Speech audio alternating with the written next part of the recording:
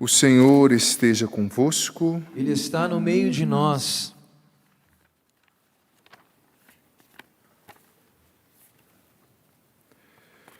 Proclamação do Evangelho de Jesus Cristo segundo Lucas. Glória a vós, Senhor. Os pais de Jesus iam todos os anos a Jerusalém para a festa da Páscoa. Quando ele completou 12 anos, subiram para a festa como de costume. Passados os dias da Páscoa, começaram a viagem de volta, mas o menino ficou em Jerusalém, sem que seus pais o notassem. Pensando que ele estivesse na caravana, caminharam um dia inteiro. Depois começaram a procurá-lo entre os parentes e conhecidos. Não o tendo encontrado, voltaram para Jerusalém à sua procura. 3 dias depois o encontraram no templo. Estava sentado no meio dos mestres, escutando e fazendo perguntas. Todos os que ouviam o menino estavam maravilhados com a sua inteligência e as suas respostas. Ao vê-lo, seus pais ficaram muito admirados e sua mãe lhe disse: "Meu filho, por que agiste assim conosco? Olha que teu pai e eu estávamos angustiados à tua procura." Jesus respondeu: "Por que me procuráveis? Não sabeis, aliás, que devo estar na casa do meu pai?" Eles, porém, não compreenderam as palavras que Jesus lhes dissera. Jesus desceu então com seus pais para Nazaré e era-lhes obediente. Sua mãe, porém, conservava no coração todas essas coisas. E Jesus crescia em sabedoria, estatura e graça, diante de Deus e diante dos homens. Palavra da salvação. Glória a vós, Senhor. Eu peço, Virgem Maria, sobre nós a sua intercessão, Mãe. Cubra-nos com teu manto, para que nós sejamos capazes aqui de bem ouvir essa palavra do Senhor, do teu Filho, e guardá-la no coração. Vem, Espírito Santo, abra nossa mente, nosso entendimento, nosso coração, para receber essa palavra e que ela produza frutos em nós. Ave Maria, cheia de graça, o Senhor é convosco. Bendita sois vós entre as mulheres, e bendito é o fruto do vosso ventre, Jesus. Santa Maria, Mãe de Deus, rogai por nós, pecadores, agora e na hora de nossa morte. Amém. Pois bem, querido filho, querida filha, que nos acompanha, nós estamos celebrando hoje o Imaculado Coração de Maria, e na aparição de Nossa Senhora de 13 de julho de 1917, depois de mostrar ali para os pastorinhos o inferno e também falar o que aconteceria com a Rússia se não fosse consagrada ao seu coração, isso na precedência do explodir do comunismo, da ideologia bolchevique ali na Rússia, ela afirmou para os 3 pastorinhos: "Por fim, o meu Imaculado Coração triunfará." E comentando sobre isso, o Papa Bento XVI, o Papa Emérito, então na época cardeal Joseph Ratzinger, no comentário teológico na página 232, ele disse o seguinte: o que significa isso? O que significa esse triunfo do coração de Maria? Disse o Papa Emérito Bento XVI. Significa que este coração aberto a Deus, purificado pela contemplação de Deus, é mais forte do que as armas de qualquer espécie, disse na época o cardeal Ratzinger, e ainda ele continuou: o fiat de Maria, o sim de Maria, a palavra do seu coração, mudou a história do mundo, porque introduziu nesse mundo o Salvador. Graças àquele sim, Deus pôde fazer-se homem no meio de nós, e como tal permanece para sempre nos sacramentos, na Eucaristia. O triunfo do coração de Maria foi, continua sendo e será o seu sim a Deus.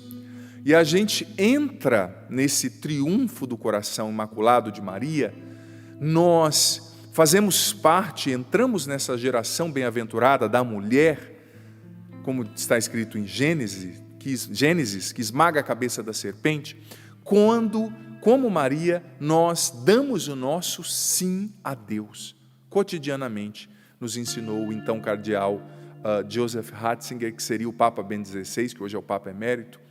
A gente entra nessa bem-aventurança, nisso que Maria disse, a gente faz parte do triunfo do coração imaculado dela, quando a gente dá o nosso sim a Deus, quando nós damos o nosso sim a Deus, na obediência de cada dia, evitando o mal, o pecado, reparando as ofensas ao coração imaculado de Maria e sagrado de Jesus, através da nossa oração, do nosso jejum, das nossas boas obras. É preciso que nós entremos nesse sim de Maria e participemos, consequentemente, do triunfo imaculado, do seu imaculado coração. É difícil, às vezes, dar sim a Deus, não é verdade? Você que é casado, que às vezes tem que cuidar do seu filho, o seu sim a Deus tem a ver com a sua família, porque Deus te confiou a sua família. Você agora aí engrossando a água do feijão, fazendo almoço, ou já almoçando, ou lavando essa pia de louça. Louça é uma coisa que se multiplica, que é uma beleza, né? Eu sei que é difícil, às vezes, no teu dia a dia, você dar o seu sim a Deus, sendo uma boa esposa, tendo paciência, rezando, sendo um bom pai, evitando as tentações, não caindo no adultério, sendo honesto, não negociando os seus princípios e valores, mas a maneira ordinária da gente participar do triunfo do Imaculado Coração de Maria é dando sim a Deus, no dia a dia, na nossa vocação. Você e eu, filho, filha, somos convidados a dar o nosso sim a Deus hoje. Eu como sacerdote, sendo o melhor padre que eu puder, você como pai, como mãe, como avô, você sendo um jovem de Deus, você sendo um consagrado, segundo o que rege ali a sua consagração, o seu carisma. É um desafio. Mas dizia também o Papa Bento XVI, o cardeal Ratzinger na época, que Maria, ela faz o coração imaculado dela triunfar, gerando Cristo em nós. A missão dela é gerar Jesus em cada um de nós. É fazer com que nós nos afeiçoemos ao seu Filho. O que quer dizer a palavra afeiçoar-se? Significa assumir as feições de. Nós nos afeiçoamos a Jesus quando nós assumimos a sua feição, suas feições, né? Você percebeu que às vezes a gente encontra uma criança e fala assim, nossa, tem a feição do pai. Não é comum ouvir isso? Tem a feição do avô. A gente precisa ter as feições de Jesus, ou seja, onde as pessoas nos verem agindo, falando, reagindo, vivendo, elas vão olhar e falar, aquele ali tem a feição de Jesus. Ou seja, ele pensa como Jesus, ele age como Jesus, ele reage como Jesus, ele imita Jesus. E a gente participa desse triunfo do Imaculado Coração quando a gente, de fato, dá sim a Deus imitando Jesus, deixando Maria formar Cristo em nós e imprimir em nós, pelo seu carinho de mãe, pela sua intercessão, as feições do seu Filho. Pois bem, enfim, tendo feito essa introdução, eu quero adentrar em alguns aspectos muito bonitos do Evangelho, muito práticos para a nossa vida. Você vai, sim, ficar admirado como a gente vai encontrar coisas práticas nesse Evangelho. Antes até de adentrar na praticidade e na cotidianidade desse Evangelho, eu quero trazer uma frase de um santo que eu gosto demais, que é o padroeiro dos sacerdotes, né, dos párocos, em especial, São João Maria Vianney.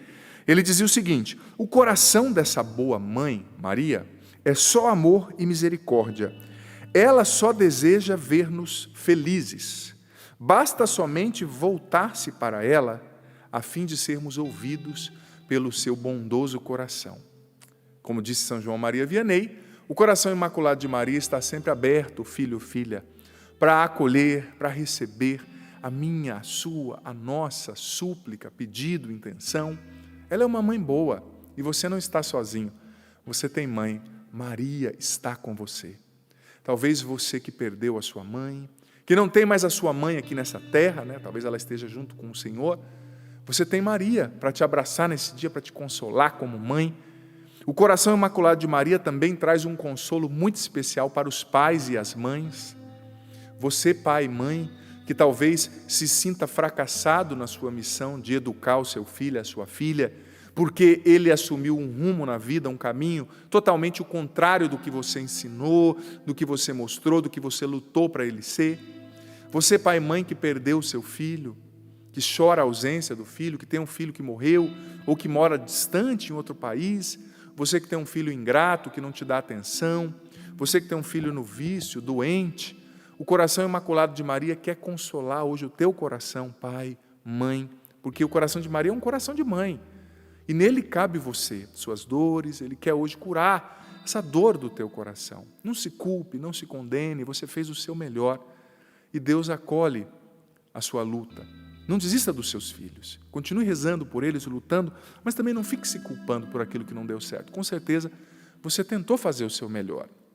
Enfim, então entrando nos aspectos práticos do Evangelho. O Evangelho de hoje começa dizendo que os pais de Jesus tinham o costume de ir em Jerusalém, pelo que indica uma vez por ano, como os judeus piedosos faziam. E como é bonito a gente perceber nas famílias, as famílias que têm o costume de coisas religiosas.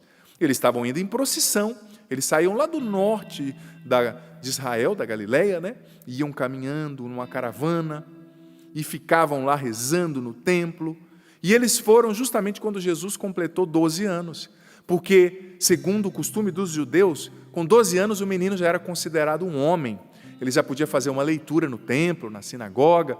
Então eles ensinaram Jesus. Jesus se fez homem, então ele também se fez humano, ele foi ensinado pelos pais. E que costume bendito ter essa procissão, ter a oração em família. Isso é um incentivo. Filho, filha, para mim, para você, para as nossas famílias, você que é pai, mãe, chefe de família, avô, avó, estabeleça esses costumes religiosos na família, porque isso fica no coração e na mente dos filhos. Você pode achar que não, mas o teu filho sempre vai se lembrar disso. Marca a alma da gente, né?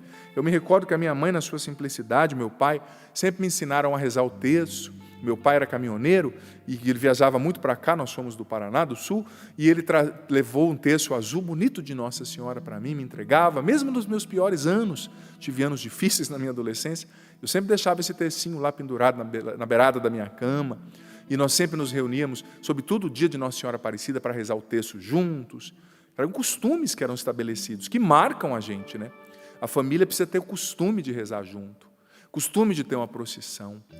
Nossa Senhora, nas aparições em Fátima, onde ela falou do triunfo do seu Imaculado Coração, ela pediu tanto para que nós rezássemos o terço, né? O terço em família é tão especial. Estabeleça o costume de rezar o terço em família. Talvez no começo não vá todo mundo, mas persevere. Nem que seja só você e o gurizinho, o filhinho menor, nem que seja só você e a avó, mas estabeleça o costume. Pouco a pouco as pessoas vão aderindo. Se não aderirem totalmente, elas vão pelo menos ver o testemunho de que tem alguém que reza em casa, né? Primeiro ponto, eles tinham o costume de descer a Jerusalém. Segundo ponto, segundo ponto, ainda no versículo 48b, é interessante que Maria chegou em Jesus. Pensa só, gente, a agonia do coração de Maria e de José. Não era fácil perder naquela época o filho. Por quê? Porque as caravanas do homem e da mulher eram separadas. José ia à frente com os homens e as mulheres iam atrás em outra caravana. Eles iam cantando, rezando. Com certeza José pensou assim, não, deve estar com a mãe. Se está com a mãe, está bem. Eles confiavam um no outro. Com certeza Maria pensou assim, não, está com o pai, está na caravana dos homens, então está bem. Porque a criança podia andar nas duas caravanas, né, os novinhos. E esqueceram Jesus lá. Não é que esqueceram, Jesus quis ficar lá. E quando eles encontraram Jesus, imagina, Maria estava brava, estava como mãe, né? Por que você fez isso com a gente? Mas olha o que ela disse no versículo 48b. Olha que teu pai e eu estávamos angustiados à tua procura. Ou seja, ali se deixa bem claro que Maria fazia José participar da educação de Jesus, né? É bonito isso. Teu pai e eu estávamos angustiados. Maria incluía José na educação do seu menino. Maria fez José participar da educação do seu menino. José não era um patrocinador das coisas domésticas, um outsider, alguém que ficava de fora vendo a mãe educar o seu filho. E aqui tem um alerta muito grande para você, mulher, você mãe.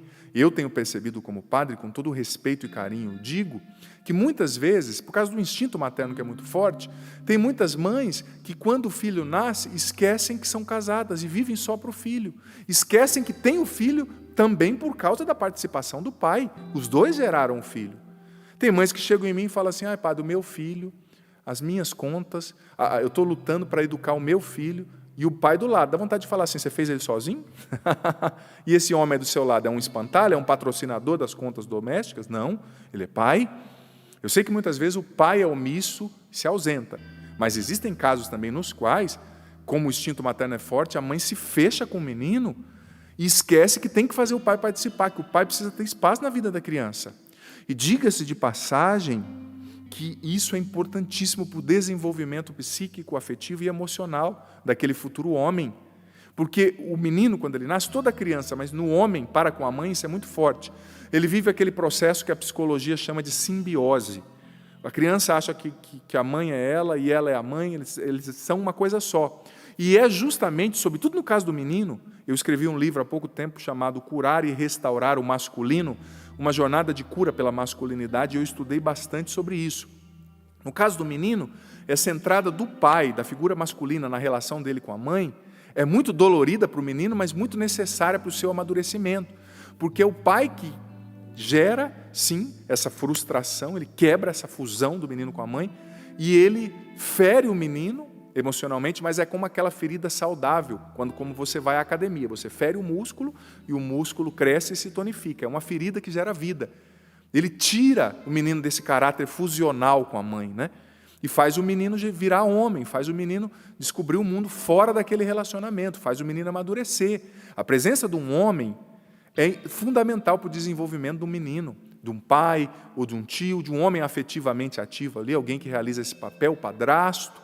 É muito importante, por isso a mãe precisa deixar o menino participar. Não é o teu filho, é o nosso, tem que falar, você e o marido fizeram. E o marido precisa participar, porque é uma dor para o menino quando o homem entra, mas é necessária. Porque senão pode acontecer, como eu escrevi no meu livro, a famosa síndrome de Peter Pan. Escrevi isso no meu livro Curar e Restaurar o Masculino. A síndrome de Peter Pan é aquele fenômeno da adolescência tardia. É o homem que tem 40 anos e continua agindo como se tivesse 15. Dá vontade de falar, ô tiozão, acorda, né? Você não é mais esse garotão que você acha, não, né? Só quer namorar, só quer ficar, não tem responsabilidade com dinheiro, não quer assumir uma esposa, não quer assumir uma família, só quer, como dizem por aí, pegar uma aqui, pegar outra ali, não tem responsabilidade. E o que faz o menino deixar de ser menino e ser homem é, de fato, o processo do assumir responsabilidade, do se responsabilizar, do casar. Eu assumo essa mulher, eu assumo essa família, é minha família. Eu vou trabalhar, eu vou lutar, eu assumo a minha vida, eu assumo os meus atos. Mas a síndrome de Peter Pan faz com que o homem siga infantilizado pela vida. Sempre infantil, a culpa nunca é dele, ele nunca quer nada sério, ele não faz escolha definitiva, só quer festa, churrasco.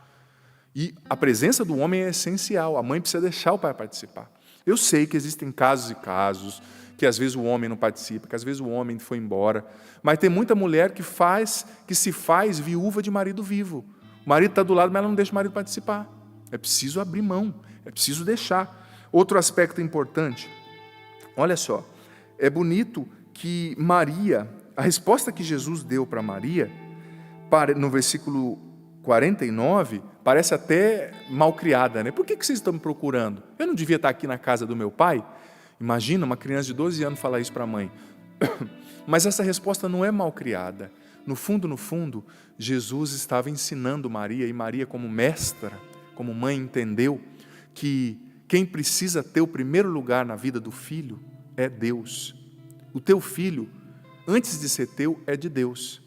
Por isso que quando um pai e uma mãe perdem um filho que morre, eles não perderam o filho, eles devolveram para Deus, porque no fundo, o filho era de Deus. Quem fez você conceber a vida, quem te deu a graça de engravidar, de gerar um filho, ou seja, você homem ou mulher, pai ou mãe, foi Deus. O teu filho, antes de ser teu, é de Deus. E Maria entendeu que ela precisava ali, é duro até isso, dizer isso, mas eu preciso dizer, ela entendeu que diante de Deus, ela precisava estar em segundo plano. Porque Deus precisa ser o primeiro sempre. É a lei de Deus. Ele precisa ser o primeiro. Ela, diante da primazia do sagrado de Deus, Maria precisava estar em segundo plano. E ela soube abrir mão disso. Ela soube entender que antes de ser dela, o filho era de Deus. Por isso que ela aceitou quando ele disse, por que vocês me procuravam? Eu estava na casa do meu pai. E ele era o enviado de Deus, de fato, né? O filho de Deus que veio para salvar o mundo. Então você, pai e mãe, quando você perder um filho morrer, pensa desse jeito, eu não perdi, eu devolvi para Deus, era dele, E ele voltou para Deus, porque Deus que me deu, não é? Outros aspectos bonitos, Maria, o tempo está ficando curto, mas Maria conservava tudo isso no coração no finalzinho do Evangelho. Ela sabia meditar. Muita coisa talvez Maria não entendia, mas ela sabia guardar no coração, meditar, deixar Deus ir respondendo às dúvidas dela aos poucos, através da oração. E o Frei Inácio Laranhaga, certa vez disse, tem um livro muito bonito chamado Silêncio de Maria, certa vez ele disse que ninguém consegue meditar no coração como Maria se não sabe silenciar, se não sabe acalmar o coração e a mente na oração, contemplando o que Deus já disse, fez e falou. No mundo tão agitado, tantos barulhos, a gente não consegue silenciar muitas vezes. Por isso que a gente tem dificuldade de meditar no coração e entender o que Deus nos pede, as promessas que Ele nos fez e o que Ele já nos disse. Maria meditava, guardava no coração. Nós também precisamos guardar no coração tudo que Deus já fez. E guardar o que você não entende, meditando. Na hora certa, o Espírito Santo vai te fazer entender. Senhor, eu te agradeço porque o Senhor nos deu Maria como mãe. Que mãe maravilhosa, que mãe fantástica. Senhor, hoje eu quero assumir Maria como minha mãe. E sei que os filhos e filhas que rezam comigo também a assumem como mãe. Porque ela é um dom do céu para nós, para a igreja, para cada um de nós. Mãe Maria, coloca-nos no teu coração. Esconda-nos no teu coração imaculado. Eu rezo, mãe, nesse momento pelos pais e mães que às vezes se sentem pequenos na missão de educar os próprios filhos, se sentem limitados, fracos, não sabem o que fazer. Eu rezo por esses pais, mãe, ajuda-os a educarem bem os seus filhos, para o céu, para Deus também. Eu rezo pelos pais e mães que perderam seus filhos assassinados, na droga, na doença, em acidentes. Eu rezo, mãe, pelas famílias que estão disfuncionais, sem a figura masculina, sem o pai, pelas crianças que crescem sem um pai ou sem a mãe. Eu rezo, Senhor, por todos os filhos nesse momento. Eu rezo, mãe, por todos os filhos e filhas que nos acompanham. Maria, guarda-nos no teu coração, leva-nos até Jesus.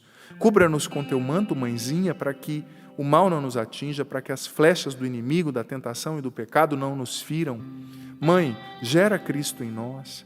Nos ensina a amar Jesus, nos ensina a dar o nosso sim a Jesus, ao projeto de Deus para nós a cada dia, Maria.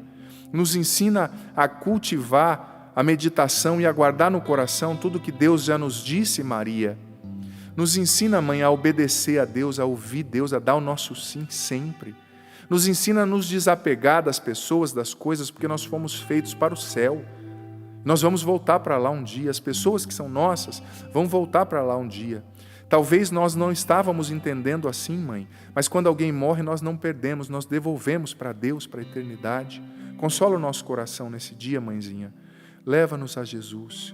Triunfa com teu imaculado coração na nossa vida. Rogai por nós, Santa Mãe de Deus, para que sejamos dignos das promessas de Cristo.